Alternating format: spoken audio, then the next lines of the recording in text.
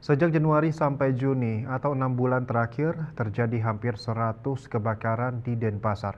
Dua diantaranya merenggut korban jiwa, yakni kebakaran di kawasan Sesetan dengan jumlah meninggal mencapai 3 orang pada 6 Mei 2024 dan di Jalan Kargo Taman pada 9 Juni 2024 dengan jumlah korban tewas mencapai 18 orang.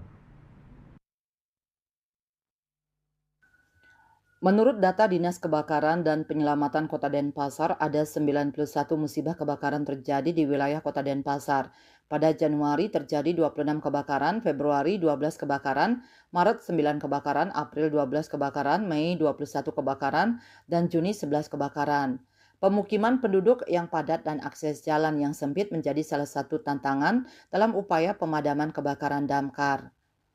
Kepala Dinas Kebakaran dan Penyelamatan Kota Denpasar, Imadi Tirana menuturkan, dari sejumlah musibah kebakaran yang terjadi di Kota Denpasar, ada kasus di mana unit mobil pemadam kebakaran sulit menjangkau lokasi. Itu dikarenakan jalan tempat kebakaran terjadi sempit dan sulit dilalui mobil damkar. Untuk itu, timnya harus membentangkan selang yang cukup panjang agar dapat menyemprotkan air. Kota Denpasar saat ini memiliki 11 unit mobil damkar yang sebagian besar memiliki kapasitas sekitar 6.000 liter.